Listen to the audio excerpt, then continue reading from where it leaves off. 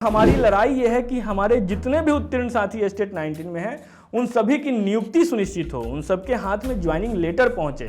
तो मेरा अब सभी साथियों से, वो चाहे अपने आप को मेरिट में रखते हो, नॉट मेरिट वाले तो हैं ही नहीं, वो ऑल क्वालिफाई हैं, तो चाहे वो अपने आप को जिस खेमे में रखते हो, उनसे मेरा रिक्वेस्ट है कि अब समय है आपसी रंजिश को छोड़ो, एक दूसरे को नीचा दिखाना छोड़ो, एक दूसरे को गालियां देना छोड़ो, साथ आओ, साथ मिलकर सबकी नियुक्ति की बात करते हैं और सरकार पे दबाव बनाते हैं कि सभी की नियुक्ति हो। तो ये हमारी मजबूरी नहीं है, ये हमारी नैतिकता है, हमारी जिम्मेवारी है कि जो भी गलतियां सरकार ने की हैं उसका खामियाजा किसी स्टेट उत्तीर्ण अभ्यर्थी को न भुगतना पड़े, इसलिए हम लोग ये लड़ाई लड़ रहे हैं। जो गलतियां सरकार ने की हैं उसका खामियाजा सरकार भुगते और सबकी नियुक्ति दे, ये हमारी अंतिम लड़ाई है और हमारी अंतिम मांग यही है। नमस्कार, द इंडिया टॉप देख रहे हैं आप और मेरा नाम शशांक पांडे है। एसटीटी 2019 के अभ्यर्थियों के लिए खुशी का माहौल है, लेकिन इतनी भी खुशी का माहौल नहीं है कि आने वाले सब समय को वो भूल जाएं। समय मतलब कि उनकी नियुक्ति कब होगी, उसका डेट कब आएगा, ये सब ना भूल जाएं।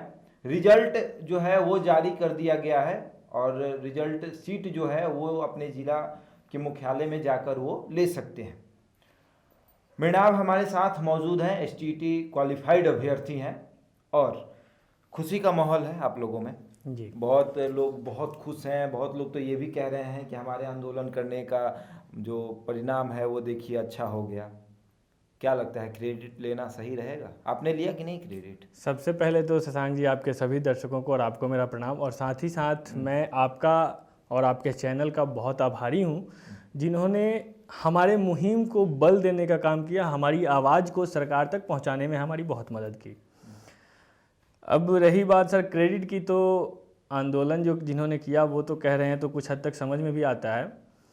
क्रेडिट तो वो भी ले रहे हैं जिन्होंने आंदोलन तक का विरोध किया था।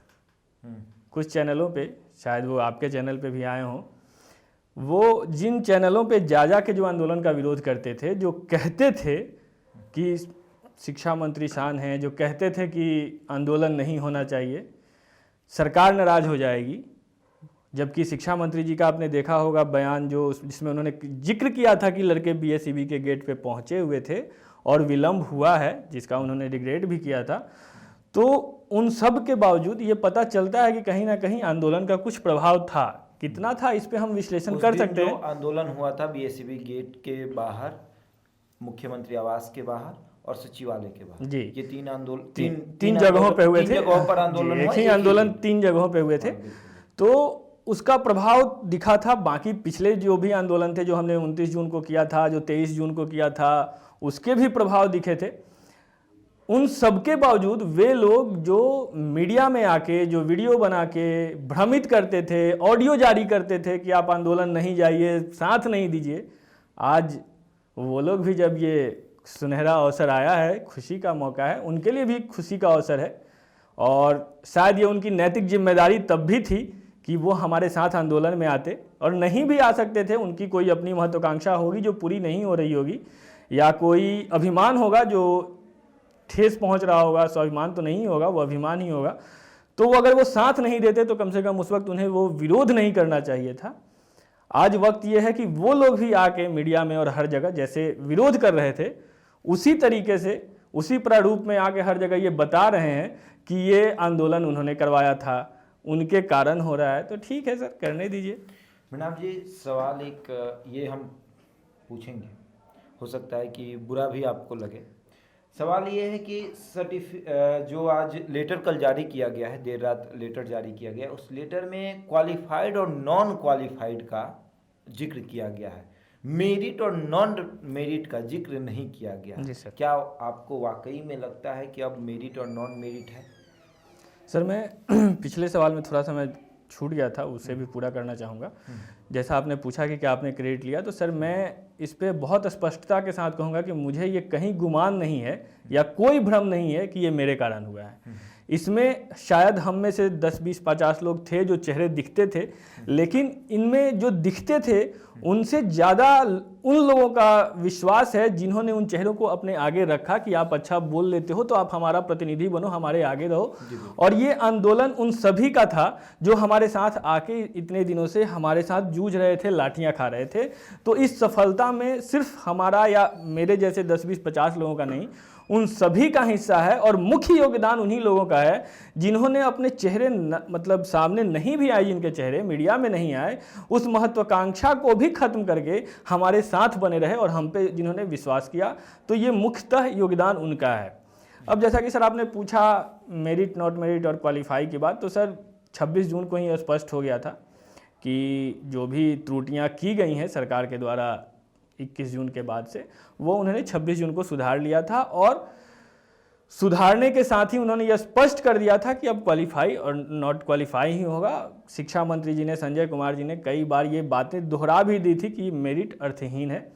तो मुझे नहीं लगता है कि अब इसमें किसी को संशय होना चाहिए। और जब स्कोर कार्ड आने वाला है उसके बाद किसी को ये संशय होना चाहिए। साथ ही मैं ये बोलूँगा कि ये खबर जैसे ही आएगा आपके चैनल पे, बहुत से लोग ऐसे चिंटू आएंगे जो आपको, हमको, आपके चैनल पे गालियां देने आएंगे। तो उनके लिए भी मैं सिर्फ यही बोलूँगा कि ऐसे उच्च संस्कार देने वाली माता जी को हमारा प्रणाम है, उनसे हमारी कोई संवाद है नहीं। हमारी बातें उसके लिए हैं, उन मेरिट वालों से जो अपने आप को उस खेमे में रखते थे, जिनका नाम था, जो समझदार लोग हैं कि सर अब भी समय है, सबको स्कोर कार्ड मिलने जा रहे हैं। हमारी पहली लड़ाई हम जीत चुके हैं, जो हमारी पहली मांग थी हम पूरा कर चुके हैं। अगर आप पहाड़ पे चढ़ते हैं तो हमें एक स्थान बनाना पड़ता है जहां आप अपना पैर टिका सकें, तो हमने वो पैर टिकाने वाला पायदान बना लिया है। अब हमारी लड़ाई ये है कि हमारे जितने भी उत्तीर्ण साथी स्टेट 19 में हैं उन सभी की नियुक्ति सुनिश्चित हो, उन सबके हाथ में ज्वाइनिंग लेटर पहुंचे। तो मेरा अब सभी साथियों से, वो चाहे अपने आप को मेरिट में रखते हो, नॉट मेरिट वाले तो हैं ही नहीं, वो ऑल क्वालिफाई हैं, तो चाहे वो अपने आप को जिस खेमे में रखते हो, उनसे मेरा रिक्वेस्ट है कि अब समय है, आपसी रंजिश को छोड़ो, एक दूसरे को नीचा दिखाना छोड़ो, एक दूसरे को गालियां देना छोड़ो, साथ आओ, साथ मिलकर सबकी नियुक्ति की बात करते हैं और सरकार पे दबाव बनाते हैं कि सभी की नियुक्ति हो। मेरिट और नॉन मेरिट की तो आपने बात कही। कुछ मेरिट के अभ्यर्थी हैं जो कहते हैं कि नॉन मेरिट वाले अभ्यर्थी, मतलब क्वालिफाइड वाले अभ्यर्थी, वो अपने लिए ये लड़ाई लड़ रहे हैं और अपने लिए हमको साथ लेकर चलने की बात करते हैं। जी सर, ये सुनने में मुझे भी आया, कई लोग ये बोलते हैं कि हमारी मजबूरी है। हाँ, ये मजबूरी भी कह सकते हैं। हाँ, उनका कहना है कि ये हमारी मजबूरी है कि हम 80,000 या जितने ऑल क्वालिफाई हैं उनकी बात करते हैं। तो मैं बहुत स्पष्टता से ये कहूँगा कि हमारी बिल्कुल ही मजबूरी नहीं है। अगर ये बात सिर्फ मजबूरी की होती तो हमारी मजबूरी उसी दिन ख़त्म हो गई थी जिस दिन 26 जून का लेटर आ गया था। भाई, हम लोग जैसे सभी को जाना था नियोजन में, हम लोग भी पहुँचते, हमारे भी मार्क्स के अकॉर्डिंग जो हो जाता, हमारा भी कोई फर्क नहीं पड़ता था। तो ये हमारी मजबूरी नहीं है, ये हमारी नैतिकता है, हमारी जिम्मेवारी है कि जो भी गलतियां सरकार ने की हैं उसका खामियाजा किसी स्टेट उत्तीर्ण अभ्यर्थी को न भुगतना पड़े, इसलिए हम लोग ये लड़ाई लड़ रहे हैं। नहीं तो अब ऐसा थोड़ा है ना कि मैं जाऊंगा तो मेरा नियोजन में नहीं होगा, मैं भी उन्हीं आम अभ्यर्थियों जैसा हो गया हूं जैसे सब थे, तो सभी नियोजन में जाकर अपना अपना किस्मत आजमा लेते। लेकिन हमारा मानना यह है कि गलतियां जो भी हुई हैं, शिक्षा विभाग के द्वारा हुई हैं, सरकार के द्वारा हुई हैं, तो इसका खामियाजा सरकार को भुगतना चाहिए। आम अभ्यर्थी, चाहे वो अपने आप को जिस खेमे में रखते हो, उन्हें नहीं भुगतना चाहिए। इसलिए हम अभी तक सड़क पे हैं, इसलिए हम लड़ाई जारी रखे हुए हैं कि जितने भी क्वालिफाई हैं उन सभी की नियुक्ति हो। नहीं तो क्या फ़र्क पड़ता है, सब भी जाके, अब जैसा कि स्कोर कार्ड आने वाला है, सब नियोजन में अपनी अपनी किस्मत आजमाएंगे, हम लोग भी आजमा ही लेते, हमें लाठियाँ खाने की क्या ज़रूरत थी। तो इस भ्रम से सबको बाहर आ जाना चाहिए जिन्हें ये लगता है कि हमारी मजबूरी है।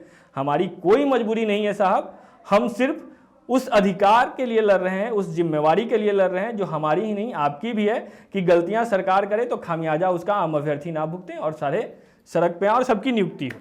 आखिरी सवाल एक रहेगा कि क्या रिजल्ट जो जारी हो रहा है, रिजल्ट कार्ड जो जारी हो रहा है, ये रिजल्ट कार्ड के को हम क्या सफलता माने या इसके बाद भी आंदोलन करना पड़ेगा रिक्ति बढ़ाने को लेकर? सर देखिए, आप इसे सफलता तो मान सकते हैं, हमारी ये पहली जीत है, हमारी दो मांगे थी। आखिरी जीत नहीं ना मान सकते। हमारी दो मांगे थी, एक थी कि स्कोर कार्ड निर्गत हो और दूसरा था कि जितने भी क्वालिफाई हैं उन सबकी नियुक्ति हो। तो हमारी एक मांग तो पूरी होने वाली है, अब लेटर आ गया है तो निश्चित ही है कि कुछ दिनों में हमारे हाथ में स्कोर कार्ड होगा। तो हमारी पहली मांग तो लगभग पूरी हो चुकी है, लेकिन ये लड़ाई अभी अधूरी है।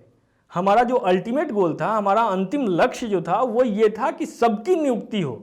जितने भी क्वालिफाई हैं, चाहे उनका स्टेट मार्क्स कुछ भी हो, चाहे उनका एकेडमिक मार्क्स कुछ भी हो, चाहे वो स्टेट मार्क्स में सिर्फ उतना ला पाए हो जितने में वो क्वालिफाई हो जाएं, चाहे उनका एकेडमिक मार्क्स सिर्फ उतना हो जितने में उन्होंने पास कर लिया हो। तो जो गलतियां सरकार ने की हैं उसका खामियाजा सरकार भुगते और सबकी नियुक्ति दे। ये हमारी अंतिम लड़ाई है और हमारी अंतिम मांग यही है। तो हमारी लड़ाई, हमारा संघर्ष तब तक जारी रहेगा और निश्चित ही इसमें कोई बहुत बड़ी बात नहीं होगी कि हम लोग अब भी सड़क पे आए, क्योंकि सरकार ने बहाली प्रक्रिया की बात की है। अब भी सरकार ने कहीं यह स्पष्ट नहीं किया है।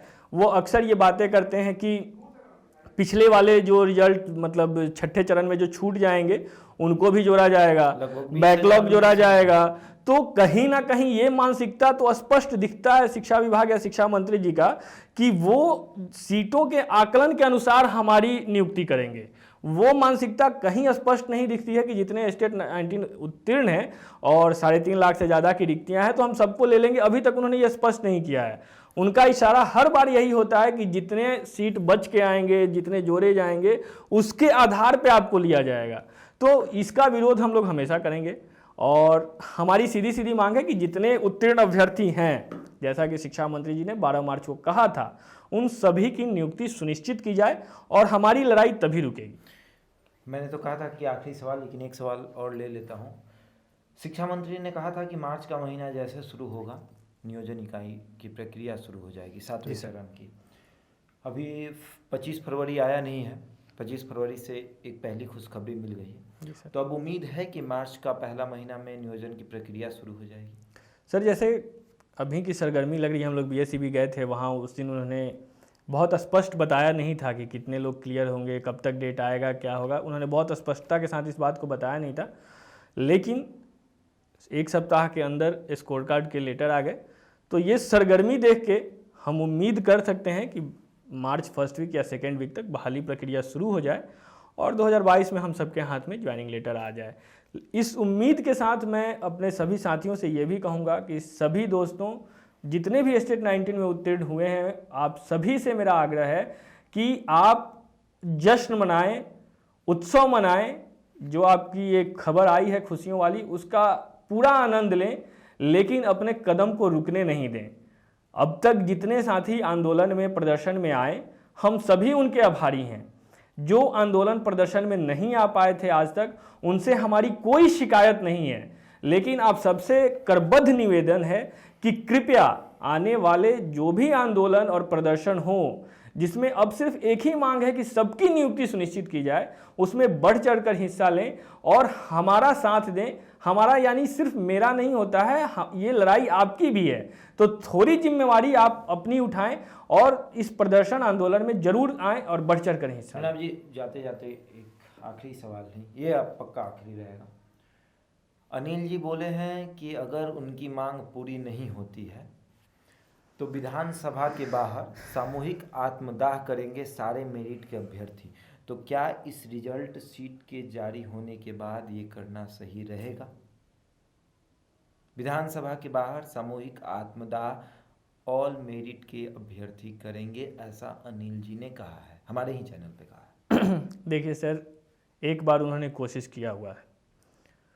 पहली बार मैंने आप ही के चैनल पे जब आपने पूछा था, मैंने स्पष्ट कहा था कि मैं किसी व्यक्तिगत पे टीका टिप्पणी नहीं करता, लेकिन मैं ये मान सकता था कि शायद कुछ आवेश होंगे, कुछ मानसिक पीड़ा होगी जिसके कारण वो अकेले ये कर गए, या उस आवेश में उन्हें समझ में नहीं आया वो क्या कर रहे थे। हालांकि ये भी एक सुनियोजित होता है कि आप क्या कर रहे हैं। जब पेट्रोल वगैरह का अरेंजमेंट आप करते हैं तो कहीं ना कहीं ये होता है कि आप उसे सुनियोजित तरीके से कर रहे हैं। फिर भी मैं ये मान सकता हूँ कि ये आवेश बस उन्होंने किया होगा। लेकिन सर, अब जब स्कोर कार्ड आने वाला है, या ये तो शायद स्कोर कार्ड आने से पहले से वो अनाउंस कर रहे हैं, तो कहीं ना कहीं जितना मैं जानता हूँ कानून के बारे में, आत्महत्या या आत्मदाह के लिए किसी को प्रोवोक करना भी अपराध होता है। तो मुझे लगता है ये कानूनन अपराध भी है और पुलिस और प्रशासन इसका खुद ही संज्ञान भी लेंगे। उन्हें इन चीज़ों से बचना चाहिए निश्चित ही। वो एक शिक्षक बनने वाले हैं। मैं मानसिक पीड़ा और ये सारी बातें, उनकी जो फीलिंग है वो समझ सकता हूँ, क्योंकि हम सब भी उसी दौर से गुजर रहे हैं। हम सब भी सरकार के सताए हुए लोग हैं। सरकार अगर हमें प्रताड़ित करती है तो हमें उसका प्रतिकार करने का हक है, लेकिन प्रतिकार करने का भी एक मानक होता है कि आप किस हद तक जा रहे हैं। तो मैं कहीं से इससे सहमत नहीं हूँ, और आपके चैनल के माध्यम से मैं गुजारिश भी करूँगा उनसे कि ऐसे बेतुके काम जिसमें आपका जान जो है, आपकी जो अपनी ज़िंदगी है, वो सिर्फ आपकी नहीं है, वो देश की भी है, आपके परिवार वालों की भी है, और सबसे अधिक आपकी ज़िंदगी उस माँ से पूछें जिन्होंने आपको जन्म दिया है। वो माँ आपकी ज़िंदगी इस बात पे निर्भर नहीं रखती कि आप कितने सफल हुए, उनके लिए आपका होना ही आपका सफलता है, आपकी सफलता है। तो मेरा निवेदन है उनसे कि ये फालतू के काम ना करें, और बाकी साथी जितने भी हैं, मुझे लगता है कमोबेश हमारे मेरिट में हो ऑल क्वालिफाई हो, वो सारे इस पीड़ा से गुजर रहे हों। तो उनसे भी मेरा रिक्वेस्ट है कि ऐसे बहकावे में नहीं आए। आपकी ज़िंदगी सिर्फ एक नौकरी के लिए नहीं है, आपकी ज़िंदगी बहुत बड़ी चीज़ है। हो सकता है आगे आपको इससे भी बड़ी सफलता मिले, इसमें तो निश्चित ही मिलेगी, हमारी लड़ाई इसीलिए। तो ऐसे बेतुके कामों में इन्वॉल्व ना हो। तो ऐसे ही तमाम खबरों के लिए जुड़े रहें हमारे साथ और देखते रहें द इंडिया।